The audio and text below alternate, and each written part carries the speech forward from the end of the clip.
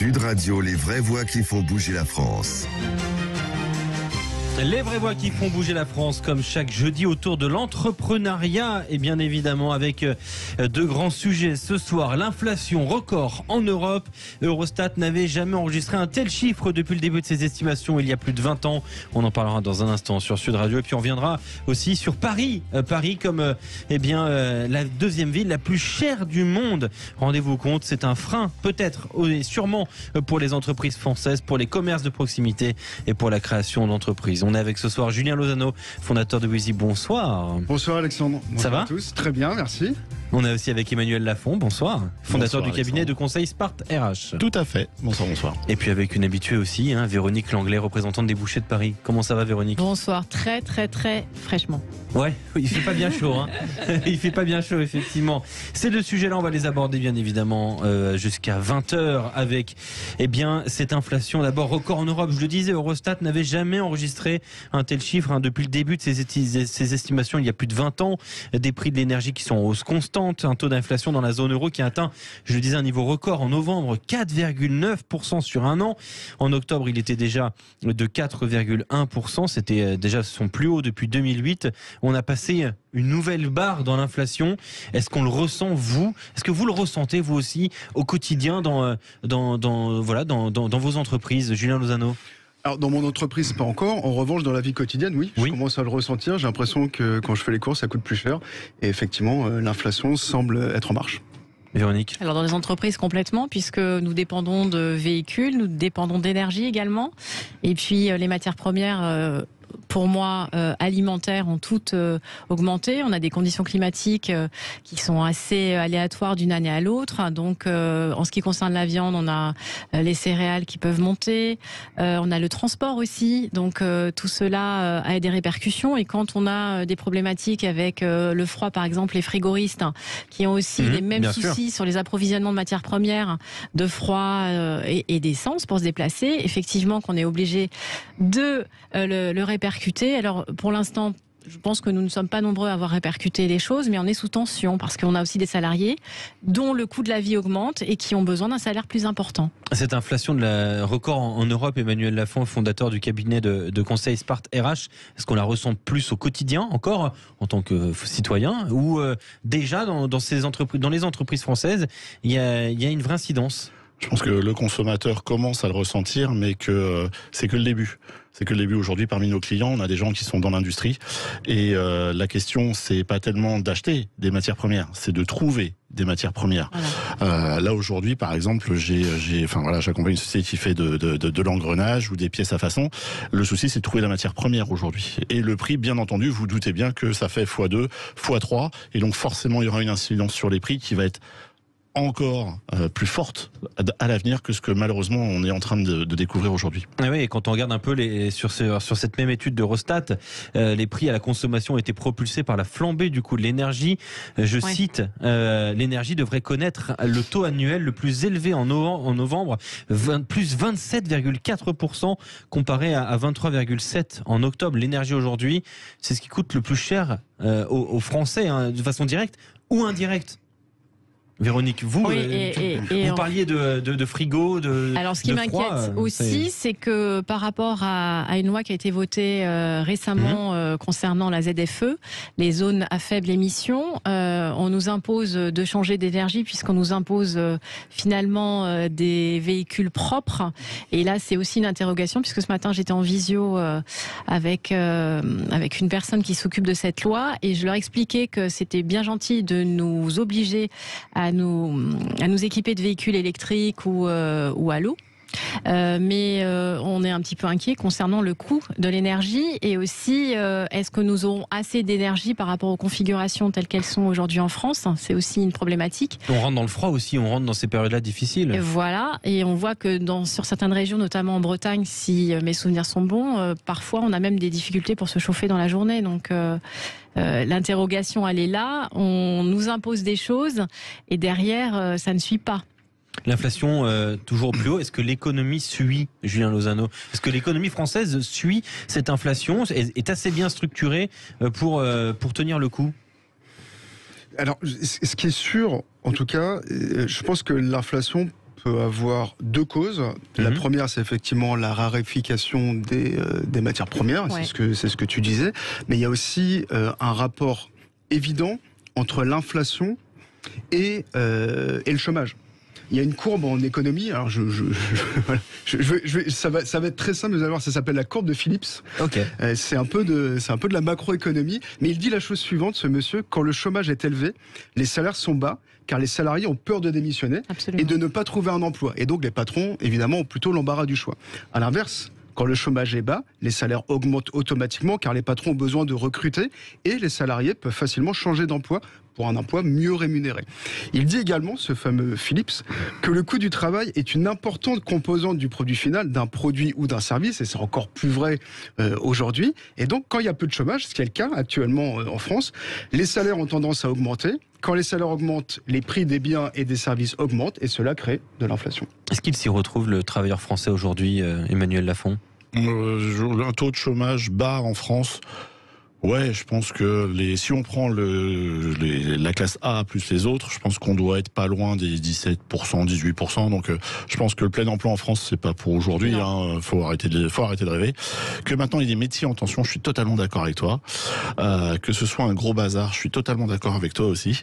Je pense que ce soit sur l'énergie ou sur beaucoup de choses en France, on a quand même une classe politique depuis 30 ans qui a juste mis tout le temps la charrue avant les bœufs. Voilà. C'est-à-dire qu'ils nous ont dit on va arrêter de polluer, on va passer à tout électrique, sauf que on a oublié qu'il fallait qu'on produise de l'électricité et que c'est pas avec 3 ventilateurs qu'on appelle des éoliennes qu'on va pouvoir produire l'électricité nécessaire aux voitures électriques de différentes marques que je ne citerai pas. Et celui qui souffle, est-ce que le travailleur aujourd'hui souffre de cette inflation de façon directe ? Est-ce qu'il a quelles sont ses marges de manœuvre d'ailleurs pour un employé d'une entreprise aujourd'hui ? Aujourd'hui, si je peux me permettre. Bien sûr. Aujourd'hui, on a des négociations qui ont lieu pour augmenter les salaires. Déjà. On a des gens qui découvrent que le caddie coûte de plus en plus cher, et en face, on a des patrons qui aimeraient bien retrouver l'activité qu'ils avaient avant la crise du Covid et qui se retrouvent avec des charges qui leur explosent au visage, que ce soit, comme tu le disais, le coût de l'énergie, que ce soit les matières premières, que ce soit comment produire.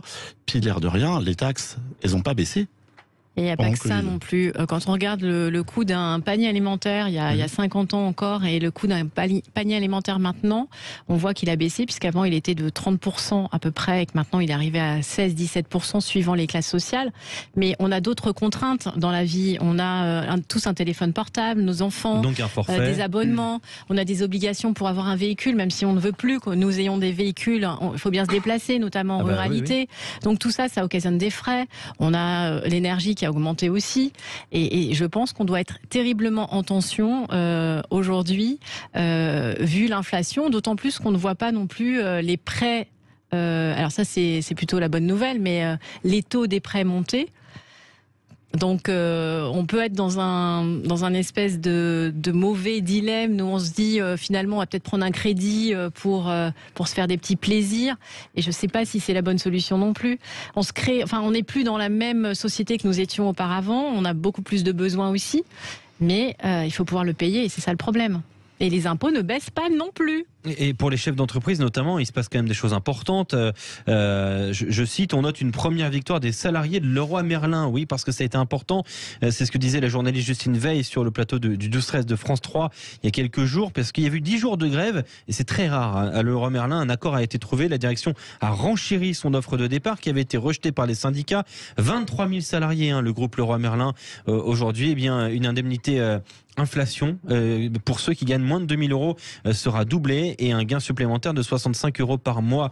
Est-ce que ça peut ouvrir la voie à d'autres grands groupes ? Parce que là on parle de 23 000 salariés. Est-ce qu'on peut s'attendre justement à des débrayages, notamment de la part des salariés français dans des grandes ou petites entreprises d'ailleurs, Julien ?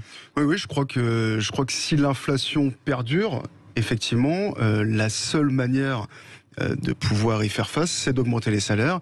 Et à partir du moment où les salariés ne peuvent pas vivre décemment, je pense qu'effectivement, ça pourrait se traduire par des grèves. Je crois qu'il y a un exemple qui est assez concret. Il y a une vingtaine d'années, je pense qu'avec 2 bons salaires, on était capable, par exemple, d'investir et d'acheter sa résidence principale. Moi, je fais partie de cette génération qui, mes parents, à mon âge, avaient déjà acheté un bien. Aujourd'hui, c'est pas possible. Donc, ça veut bien dire qu'il y a quand même un problème structurel.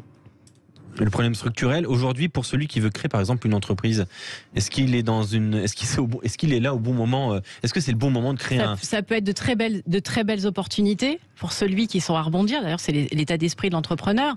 Mais il va falloir quand même réfléchir au coût du loyer. Et on va en parler dans un instant. Alors, voilà. moi, je trouve qu'il y a quand même quelque chose qui est fondamental entre aujourd'hui et il y a une trentaine d'années, c'est la capacité d'entreprendre avec un ordinateur portable. C'est-à-dire que c'était quand même très difficile il y a 30 ans d'entreprendre avec 1000 ou 2000 euros. Aujourd'hui, c'est possible. Aujourd'hui, il y a véritablement des success stories qui peuvent se faire avec très peu d'investissement. Historiquement, il y a 20 ou 30 ans, on était plutôt sur des industries lourdes ou des... Ou de l'artisanat. Voilà, oui, mais l'artisanat, ça nécessite quand même d'avoir un droit au bail, ça nécessite quand même d'avoir... Un certain savoir-faire aussi, manuel. Un savoir-faire, évidemment. Ce que je comprends bien, c'est que créer son entreprise aujourd'hui, ça coûte peut-être moins cher qu'avant. Alors, créer un certain type d'entreprise aujourd'hui, ça coûte moins cher qu'avant. Oui. L'auto-entrepreneuriat, pour plein de raisons, on peut être aller aider une personne âgée, aller faire de la cuisine à domicile si on est un jeune chef. Il y a plein de possibilités, c'est vrai, qui s'ouvrent à nous et c'est illimité. Donc ça, pour la création d'entreprise, je suis pas inquiète, d'autant plus qu'il y a aussi un âge moyen des repreneurs qui commence à être de plus en plus élevé.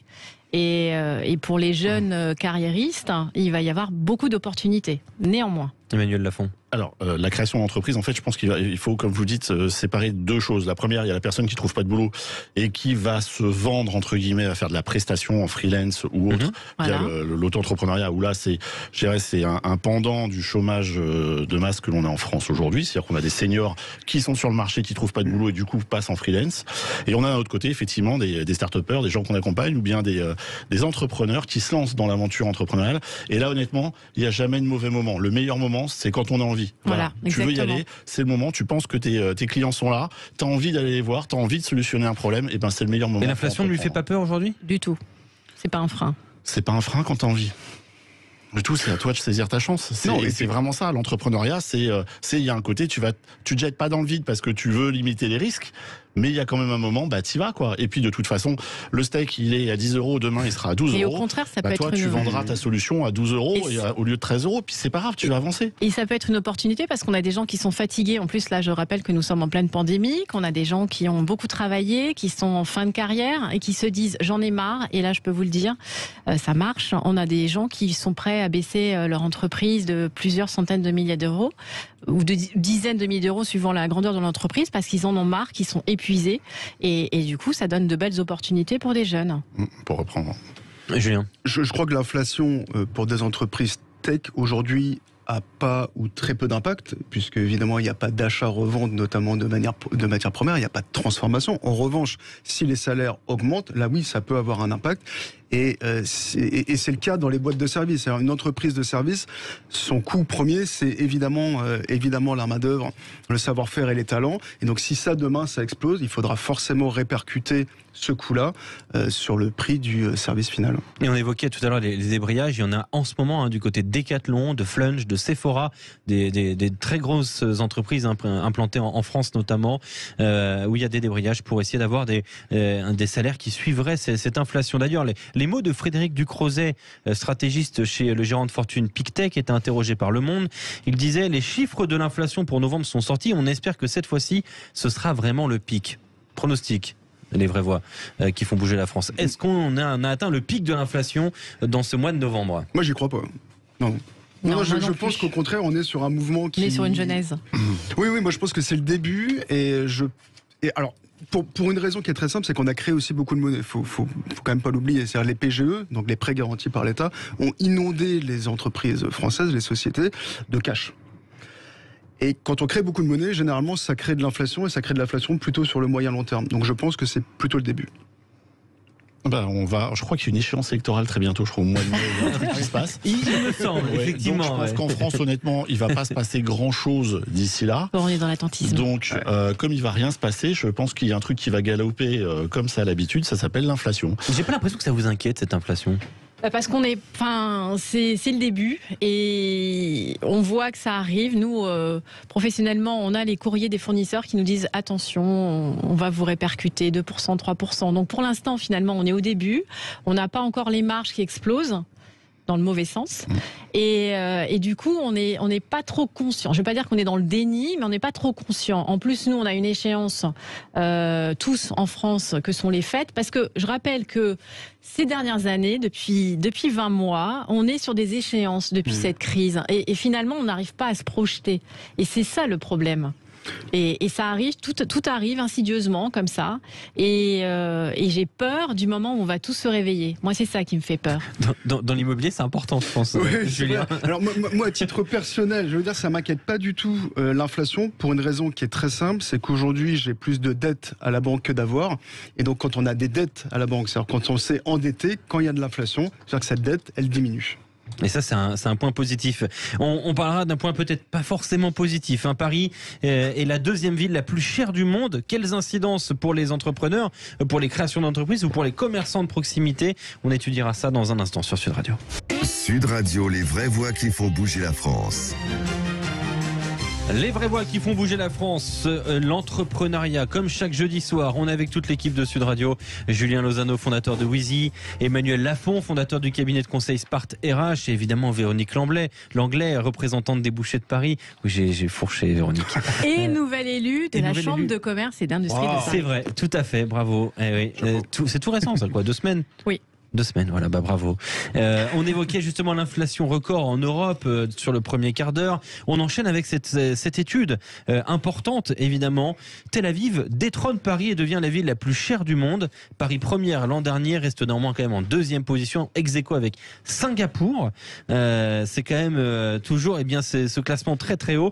Alors c'est sur les prix des produits et les biens de consommation de la vie courante, comme les produits alimentaires et les transports. À noter que les prix de l'immobilier sur cet indice-là ne sont pas pris en compte, mais le prix de l'immobilier parisien bat encore des records. C'est une charge qui devient de plus en plus contraignante pour la création d'entreprises, mais aussi pour les commerces de proximité qui bataillent toujours un peu plus pour compenser ces loyers ou crédits qui ne sont plus couverts par l'économie parisienne. Alors, c'est vrai que c'est très focus sur Paris, mais c'est intéressant de voir qu'aujourd'hui, malgré ce manque de touristes, malgré le Covid, Paris reste toujours très cher. Et peut-être trop cher, peut-être encore plus cher qu'avant, quand on voit l'économie parisienne qui ne va pas si bien que ça, Véronique. Mais non, et c'est d'ailleurs un gros préjudice par rapport aux entreprises, puisqu'on a des loyers qui sont complètement démesurés, on a des entreprises qui ont fermé un certain temps, des aides effectivement qui sont tombées, des retours de charges, ça m'est arrivé à titre personnel, notamment la maladie qui est arrivée comme un boomerang en pleine face, qui quand même fragilise les entreprises. Alors moi, j'arrive pas à comprendre pourquoi l'immobilier ne baisse pas.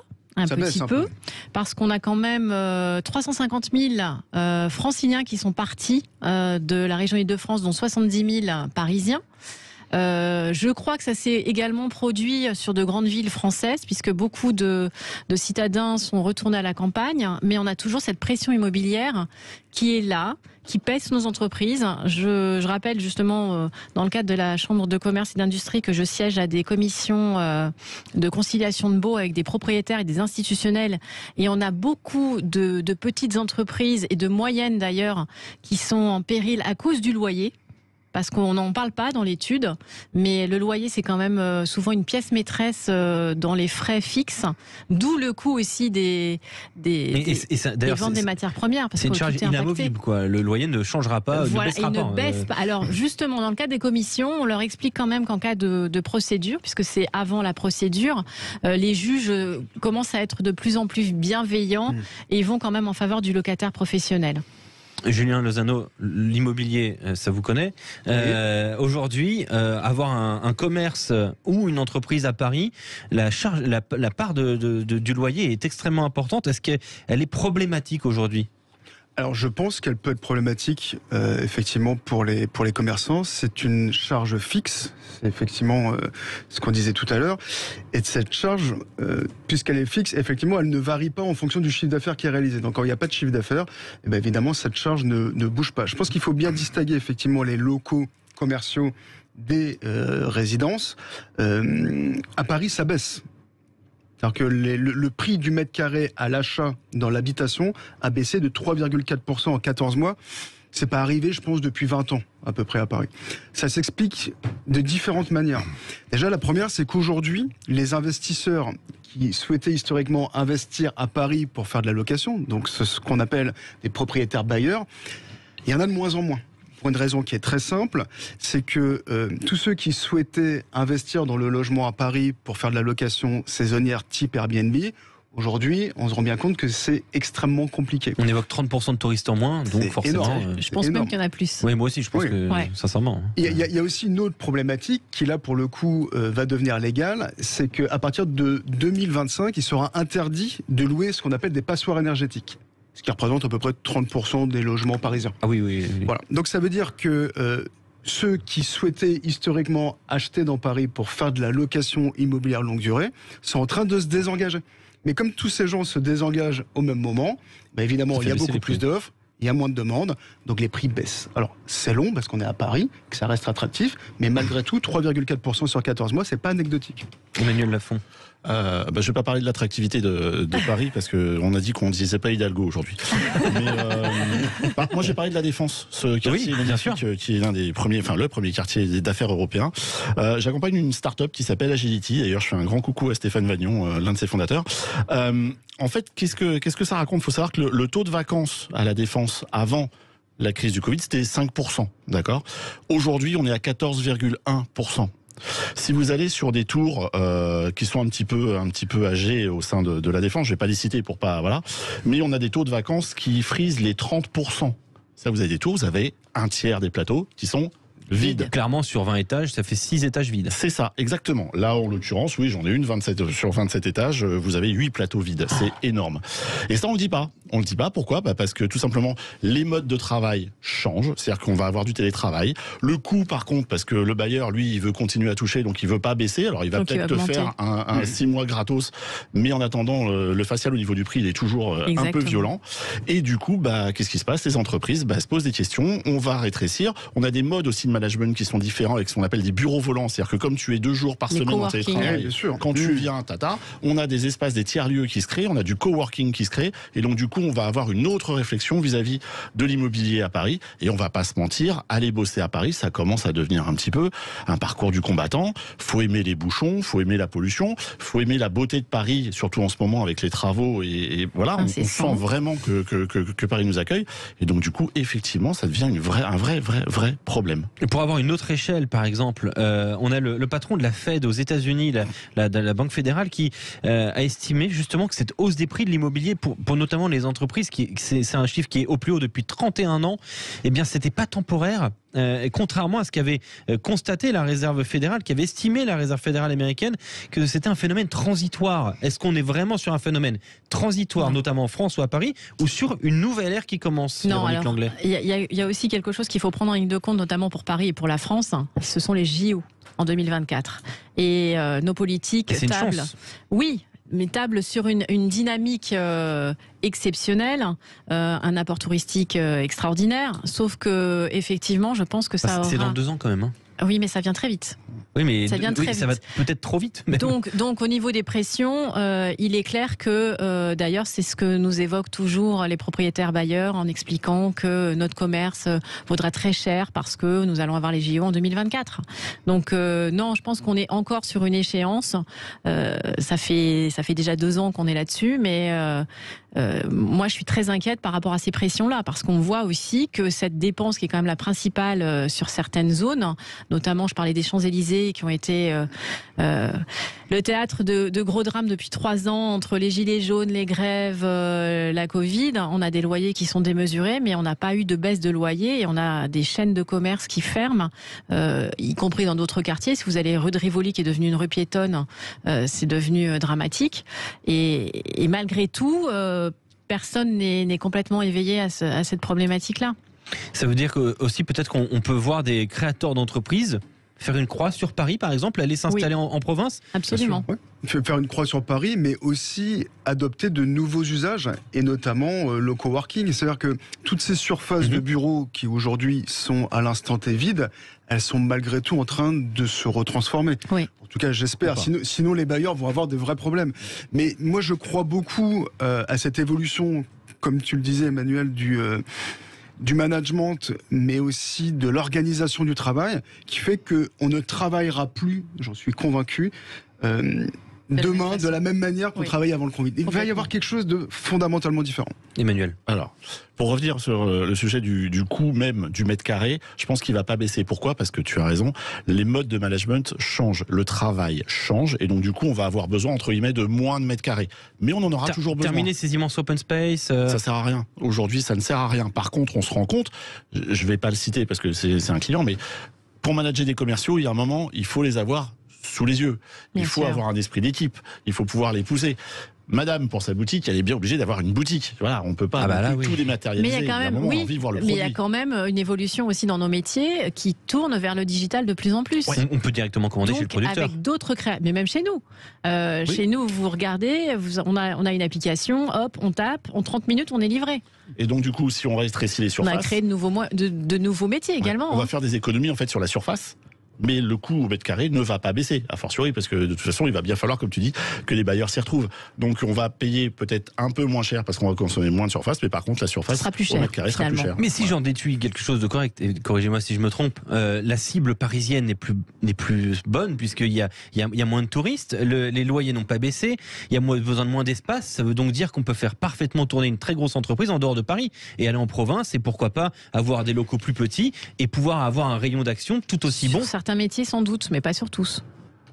Attention au bassin d'emploi, attention aux postes que l'on recherche, aux compétences dont on a besoin aujourd'hui. Là, c'est ça qui peut retenir des entreprises sur la région parisienne, parce que il y a un bassin d'emploi qui est ce qu'il est, il y a des experts qui sont ce qu'ils sont, et on va avoir besoin d'aller les chercher. Et eux, malheureusement, il va falloir faire le sacrifice de l'immobilier, tout simplement pour pouvoir accéder à ces compétences qui sont juste un atout compétitif. Le mot de la fin pour Julien Lozano en quelques secondes. Je crois que le télétravail redistribue véritablement les cartes, et notamment sur la capacité d'embaucher des talents.